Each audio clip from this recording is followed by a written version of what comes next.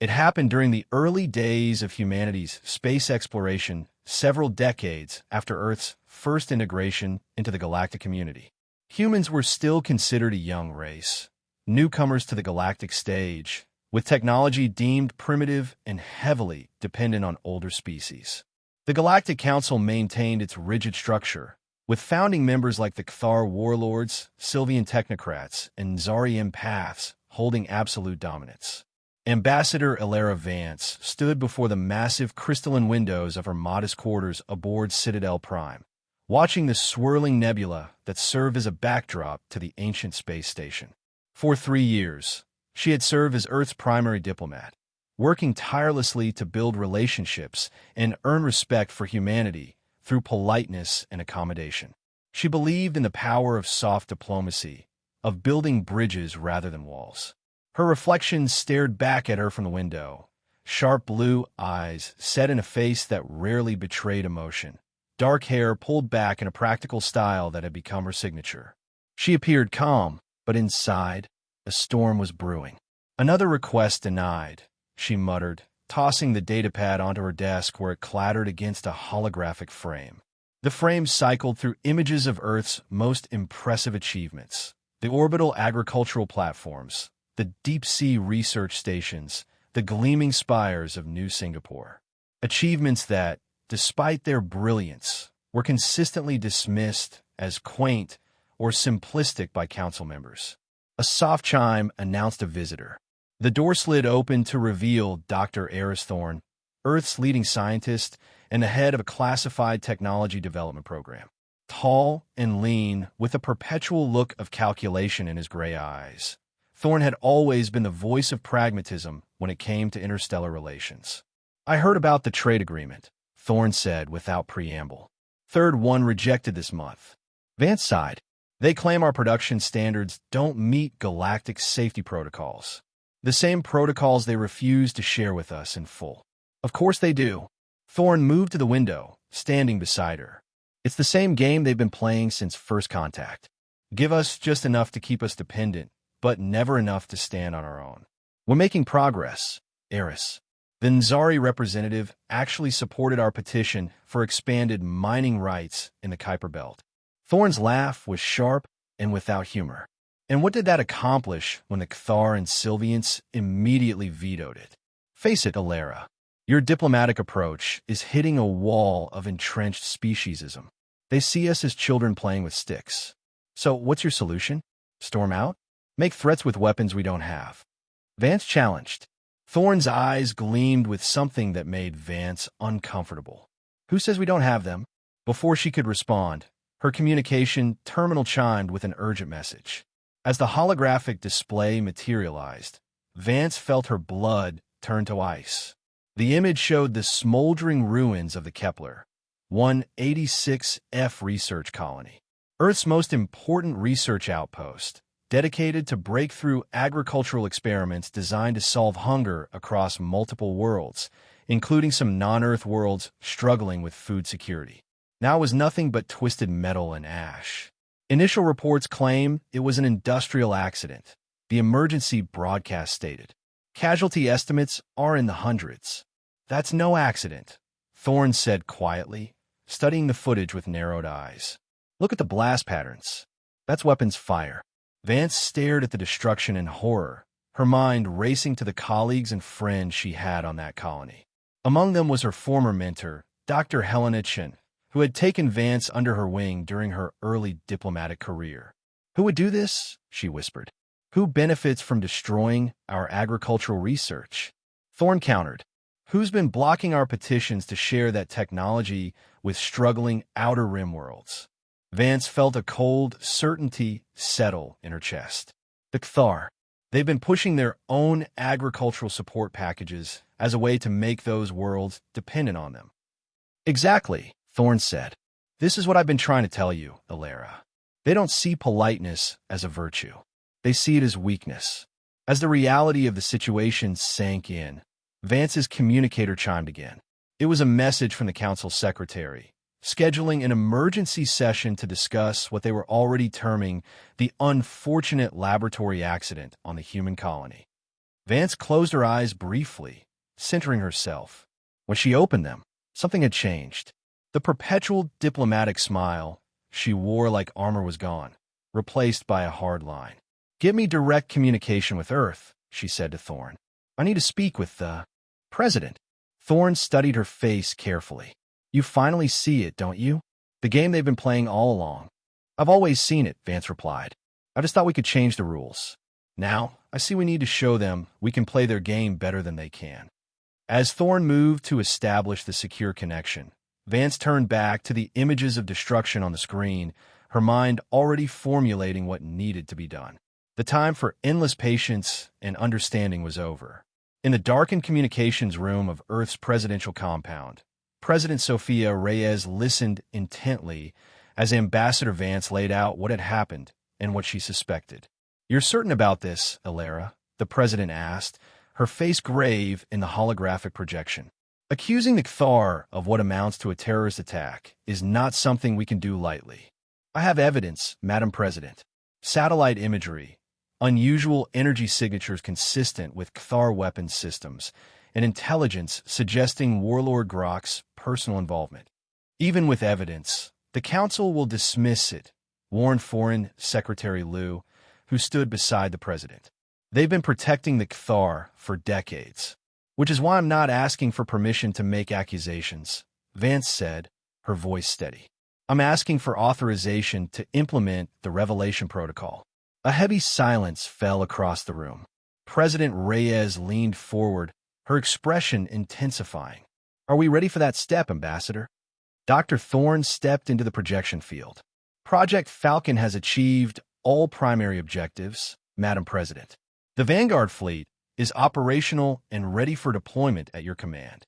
And if we take this step, there's no going back," the president said. "Humanity's position in the galaxy will be forever changed." "With respect, Madam President," Vance replied, "our position is already changing. This attack has made it clear that continuing as we have been will only lead to more tragedy. We need to redefine the terms of our engagement." President Reyes was silent for a long moment, her eyes distant as she weighed options and consequences. Finally, she nodded. "Authorization granted. Revelation Protocol is now active. Admiral Tanaka has already been briefed and stands ready." "Thank you, Madam President," Vance said. "Alara," the president added before disconnecting, "be careful. Make it clear that this is about justice and equality, not revenge or domination." "Understood." As the connection terminated, Thorne turned to Vance. "Well, Ambassador, it seems we're about to show the galaxy what humanity is truly capable of. Not just what we're capable of," Vance corrected, "but what we stand for."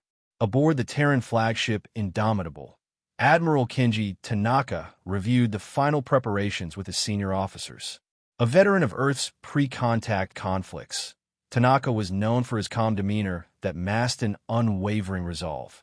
"All vessels report ready, Admiral," his executive officer announced. "Cloaking systems functioning at optimal capacity. The Council's sensor networks detect nothing." Tanaka nodded, examining the tactical display showing his small but formidable fleet. 12 vessels of unprecedented technological sophistication, the culmination of Project Falcon. For decades, Earth had been quietly reverse engineering technologies from what other species considered obsolete or harmless shared technologies, while simultaneously developing entirely new branches of technology based on scientific principles other species had overlooked or deemed unviable. The result was a fleet unlike anything in the galactic community, ships powered by zero-point energy extraction, equipped with kinetic absorption shields that could redirect enemy weapons fire, and perfect cloaking technology based on small-scale space-time distortion. "Position the fleet equidistant around Citadel Prime," Tanaka ordered. "Maintain silent running. We reveal ourselves only on Ambassador Vance's signal. And if the Council vessels open fire, sir?" Tanaka's expression remained impassive. "Defensive protocols only. We disable. We do not destroy unless absolutely necessary. Remember, this is not an invasion. It's a demonstration." As his officers carried out their orders, Tanaka gazed at the distant shape of Citadel Prime, the ancient hub of galactic politics where humanity had been marginalized for so long. "Let's hope they're quick learners," he murmured. In the vast, ornate council chamber of Citadel Prime, representatives from over 24 advanced species sat in tiered seating that surrounded a central speaking platform. Ancient tapestries and ceremonial weapons adorned walls that had witnessed thousands of years of galactic politics. Ambassador Vance stood on the central platform, facing the dismissive stares of the council members. Above them all, on the highest tier, sat the 5 founding species representatives, including Warlord Grok of the Cthar, a massive, heavily armored figure with scales that shifted color with his emotions, currently displaying a pattern that, to those who could read Cthar expressions, indicated barely contained amusement. The council recognizes the human representative, intoned the Sylvian moderator, her crystalline voice carrying a note of tedium. "You may present your concerns." Vance activated her presentation, and images of the destroyed Kepler colony filled the chamber's holographic display. 3 days ago, Earth's agricultural research colony on Kepler, 186F, was completely destroyed in what was initially reported as an accident, she began. Hundreds of scientists and their families were killed, including researchers from 7 different council species who had joined our sustainable food production initiative. She paused, letting the images of destruction sink in. Some council members shifted uncomfortably, while others remained impassive. "Our investigation has revealed that this was no accident. The colony was deliberately targeted by military-grade weapons." She brought up enhanced images showing weapon signatures and energy patterns. These signatures match Cthar heavy destroyer cannons. A murmur ran through the chamber. Warlord Grok's scales flashed bright orange before settling back to a smug purple. "This is absurd," Grok rumbled. "The human is presenting fabricated evidence to cover up their own technological incompetence. We all know their safety protocols are primitive at best." Senior Science Counselor Devora of the Sylvians examined our evidence independently, Vance countered, nodding to a slender, almost translucent figure who sat apart from the main Sylvian delegation. "Her findings confirm our analysis." Devora rose slightly. "The energy patterns are consistent with Cthar weapon systems," she confirmed, her voice musical but firm. Warlord Grok's massive form straightened as his scales darkened. "You overstep, Sylvian. The Cthar Empire does not answer to your scientific meddling." "The evidence is clear," Vance pressed. "We demand a formal investigation and justice for this unprovoked attack on a peaceful research facility." The chamber erupted in overlapping voices as various factions argued. The moderator struck her ceremonial staff 3 times, bringing silence. "The council has heard the human concerns," the moderator stated flatly. "However, the evidence presented is circumstantial at best. Without definitive proof of Cthar involvement that meets council evidentiary standards, no investigation can be authorized. Those standards conveniently require types of evidence that would only be available from within Cthar territory," Vance pointed out. "Perhaps the humans should focus on improving their safety protocols rather than casting baseless accusations," Grok said, his voice dripping with condescension. "The council cannot be expected to intervene every time a lesser species mismanages their technology." Vance felt a cold anger settle within her. This was the final confirmation of what she had suspected for years. The system was deliberately designed to keep younger species subordinate, to dismiss their grievances, and to protect the established powers regardless of their actions. Looking around the chamber, she saw a few sympathetic expressions. The Nzari representatives' tendrils had darkened in what their species displayed during emotional distress, and a few of the mid-tier species were whispering among themselves with concerned expressions. But the majority, particularly the founding members, showed only impatience or thinly veiled contempt. "I see," Vance said quietly. Her hand moved to her communication device, sending a single, encrypted signal. Warlord Grok leaned forward. "The human delegation should be careful. These accusations border on diplomatic insult. which the Council could view as warranting sanctions against Earth for disruptive behavior. Ambassador Vance looked directly at Grok, a smile spreading across her face that contained no warmth whatsoever. "Courteous mode has been turned off," she announced clearly. For a moment, nothing happened. The Council members exchanged confused glances. Then, alarms began blaring throughout Citadel Prime as emergency systems activated. The chamber's massive display screens shifted to exterior views of space around the station, where 12 Earth vessels had suddenly appeared, surrounding the Citadel in a perfect defensive formation. The ships were unlike any Earth vessel the Council had ever seen, sleek, darkly gleaming, and radiating power signatures that the station's sensors struggled to quantify. "What is the meaning of this?" the moderator demanded, rising from her seat. "This is the Terran Vanguard fleet," Vance explained calmly. "Earth's first line of defense and the product of Project Falcon, a decades-long initiative to develop technologies beyond anything the Council believed we were capable of." The revelation sent shockwaves through the chamber. Council security forces rushed in, weapons drawn, while communications officers frantically reported that Cathar patrol vessels were moving to intercept the Earth ships. "You dare bring weapons to the Sacred Council?" Grok bellowed, his scales now bright red with rage. "This is an act of war." "No," Vance corrected. "This is an act of diplomacy, just a different kind than you're used to from us." On the screens, the Cathar vessels opened fire on the nearest Earth ship. The energy beams struck the vessel, but appeared to be absorbed and dissipated by a shimmering field around the hull, causing no damage. The Earth ship responded with a precisely targeted particle beam that disabled the Cathar vessel's weapons and propulsion systems without causing catastrophic damage. 2 more Cathar ships attacked, with identical results. The Council chamber descended into chaos as reports flooded in of communication systems throughout Citadel Prime failing. The main screens flickered, then displayed the image of Admiral Tanaka seated calmly on the bridge of the Indomitable. "This is Admiral Kenji Tanaka of the Terran Vanguard Fleet," he announced, his voice firm but measured. "Citadel Prime is now under temporary Terran protection. All offensive capabilities of the station have been neutralized as a precautionary measure. No harm will come to any individual who does not initiate hostile action." The Council will hear Ambassador Vance's full presentation without interruption. As security forces looked to the moderator for direction, Vance stood resolute on the platform. "For decades, Earth has been treated as a child at the adults' table," she said. "Our requests have been dismissed, our grievances ignored, our achievements belittled. All while we smiled and thanked you for the scraps from your technological table." She activated a new holographic display showing documents and communications. "What you didn't realize is that those scraps were enough.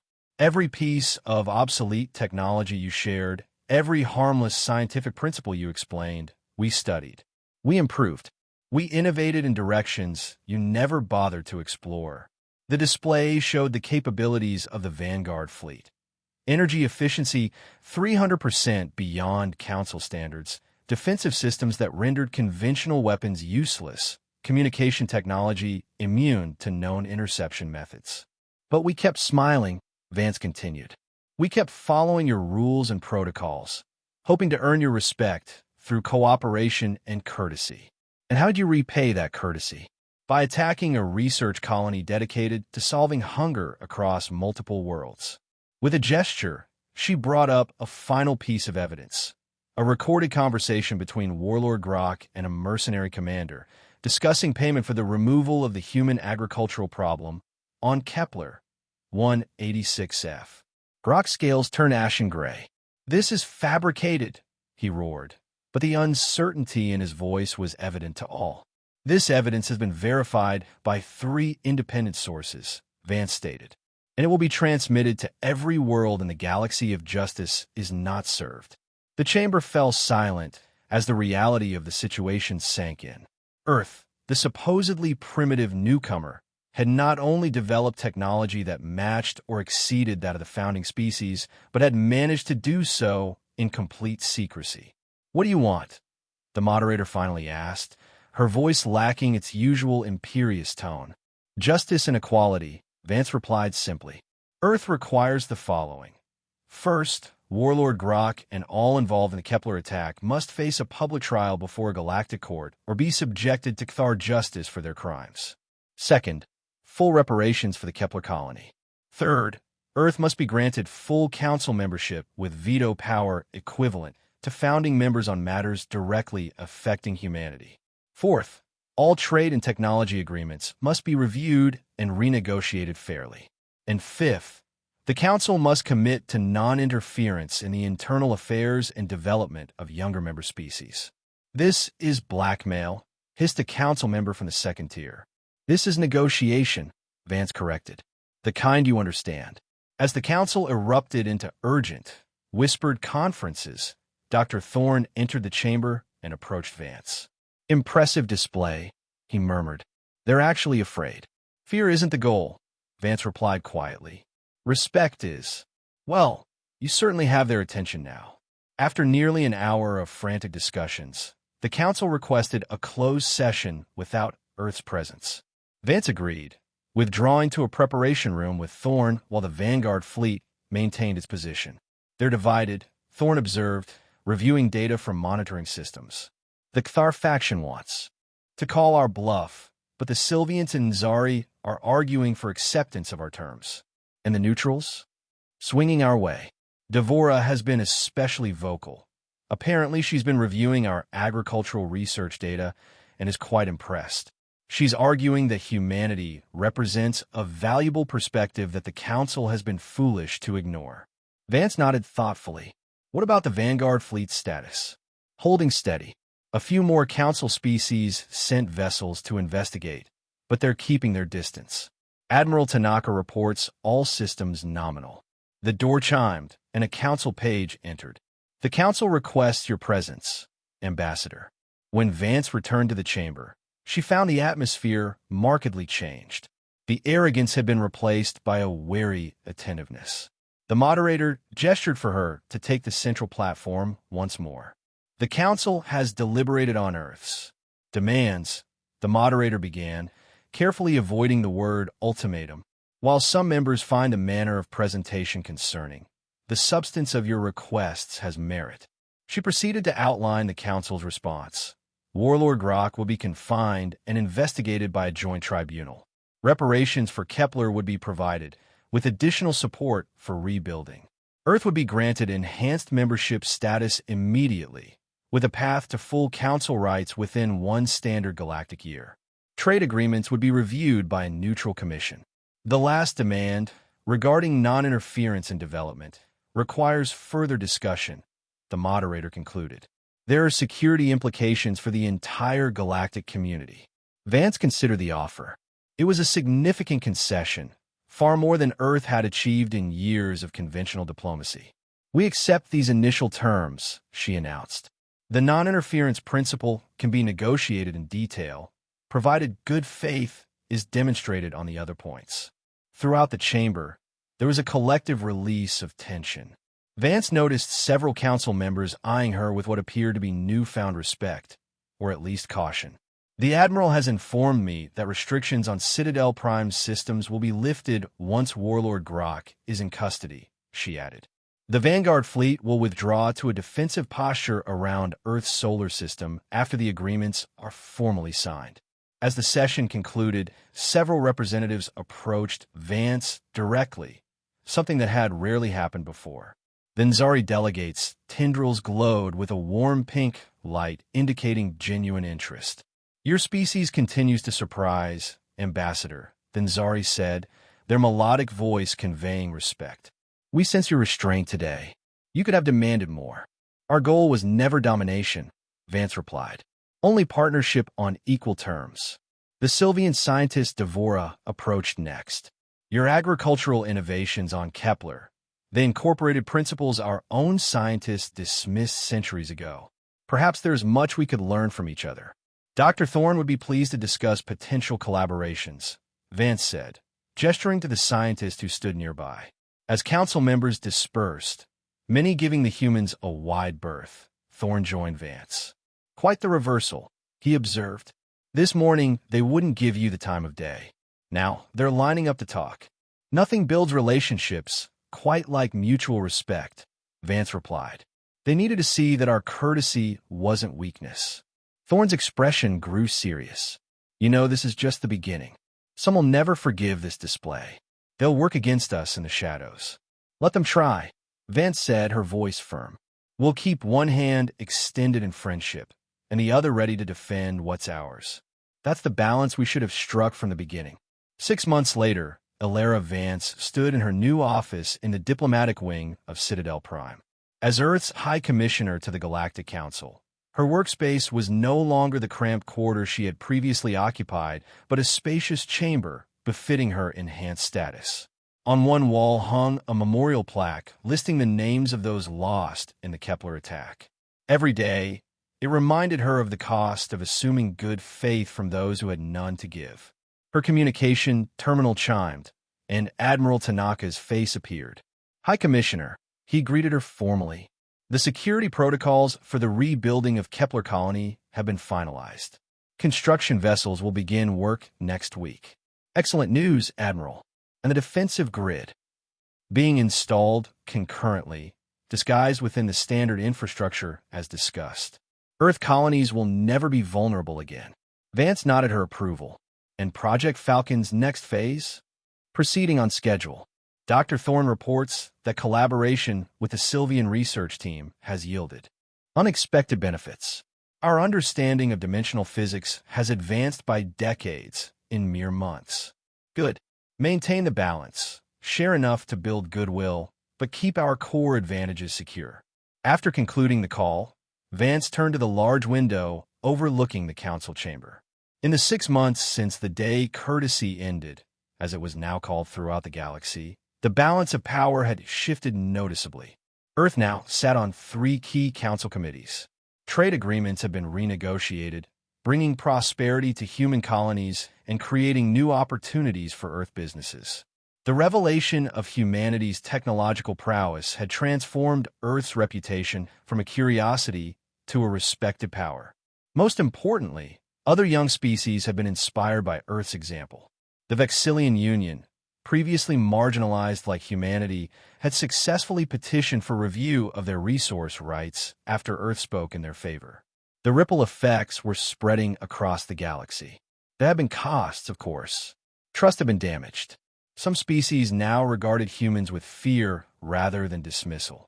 Hardliners in the Council continued to argue that humanity had violated sacred traditions and should be punished rather than rewarded.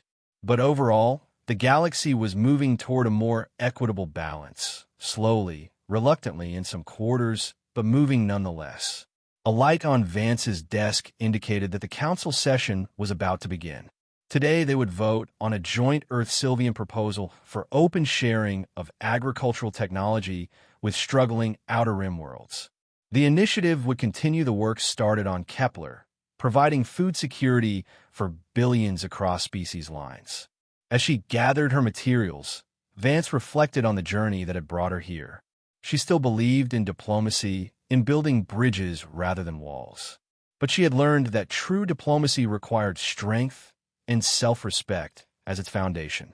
The courteous mode hadn't been abandoned, it had been elevated.